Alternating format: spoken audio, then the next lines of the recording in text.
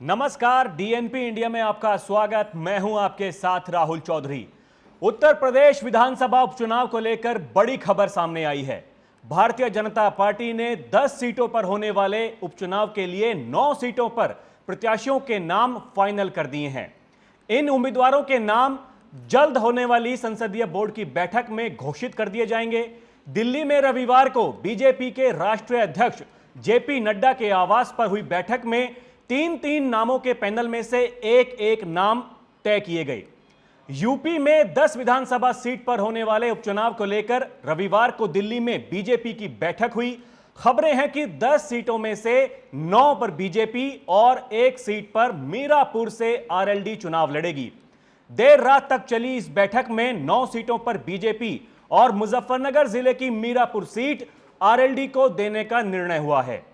9 सीटों पर बीजेपी अपने उम्मीदवार उतारेगी, जिसमें लगभग आधा दर्जन नए चेहरे हो सकते हैं। 20 अक्टूबर तक बीजेपी अपने उम्मीदवारों का ऐलान कर सकती है। बीजेपी की हाई लेवल मीटिंग में सहयोगी दलों को सीट देने को लेकर भी मंथन हुआ। अभी केवल मीरापुर सीट ही राष्ट्रीय लोकदल को देने पर सहमति बनी है, जबकि निषाद पार्टी को कोई भी सीट नहीं देने का फैसला किया गया है। बताया जा रहा है कि संजय निषाद मझवा की सीट मांग रहे थे, लेकिन बीजेपी ने आरएलडी के अलावा किसी भी घटक दल को कोई भी सीट नहीं देने का फैसला किया है। संजय निषाद को मनाने की जिम्मेदारी पार्टी के बड़े नेताओं को सौंप दी गई है, जिसमें केंद्रीय गृह मंत्री अमित शाह का नाम भी शामिल है। आपको बता दें कि बीजेपी के राष्ट्रीय अध्यक्ष जेपी नड्डा की अगुवाई में हुई बैठक में Amit Shah, CM Yogi Adityanath, deputy CM Keshav Prasad Maurya, Brajesh Pathak, Bhajpa प्रदेश अध्यक्ष भूपेंद्र चौधरी, संगठन महामंत्री धर्मपाल भी मौजूद थे। कुछ दिन पहले यूपी बीजेपी की कोर कमेटी की बैठक में 9 सीटों के लिए 27 नामों का पैनल तैयार किया गया था। विधानसभा उपचुनाव को लेकर हर सीट के लिए 3 नाम छांटे गए थे। रविवार को हुई बैठक में एक नाम पर मंथन हुआ। इसमें जातीय समीकरण से लेकर जिताऊ उम्मीदवार को लेकर चर्चा हुई। बैठक के बाद नाम तय कर दिए गए। मीडिया रिपोर्ट्स के मुताबिक बैठक में बताया गया कि राष्ट्रीय लोकदल मीरापुर के साथ खैर विधानसभा सीट पर अपना दावा कर रही है। इसके अलावा निषाद पार्टी ने मझवा सीट पर अपना दावा किया है, लेकिन बीजेपी आलाकमान ने रालोद को केवल 1 सीट मीरापुर देने पर सहमति जताई। बीजेपी ने तो 9 सीटों पर अपने उम्मीदवारों का चयन कर लिया है और जल्द ही उनकी औपचारिक घोषणा भी कर दी जाएगी।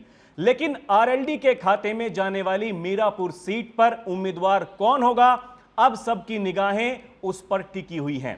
खबरें हैं कि टिकट के दावेदारों ने पार्टी मुख्यालय की ओर कूच करना शुरू कर दिया है। अब किसके नाम पर मुहर लगती है, यह पार्टी नेतृत्व को ही तय करना है और उम्मीद है कि जल्द ही इसकी घोषणा भी कर दी जाएगी, क्योंकि मीरापुर विधानसभा आरएलडी के पास ही थी। वहां के विधायक चंदन चौहान अब सांसद बन चुके हैं और लोकसभा चुनाव के दौरान भी मीरापुर से बीजेपी आरएलडी गठबंधन विजयी रहा था।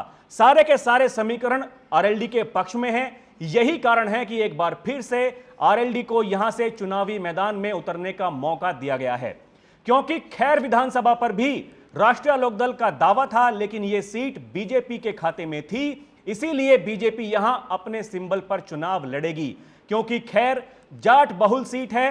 बीजेपी को उम्मीद है कि जयंत चौधरी की चुनावी सभाओं से ही वहां जाटों को एकमुश्त करके गठबंधन के पक्ष में माहौल बना लिया जाएगा। बहरहाल आगे क्या होगा उसका रहेगा इंतजार। अभी के लिए इतना ही। आप देखते रहें डीएनपी इंडिया। नमस्कार।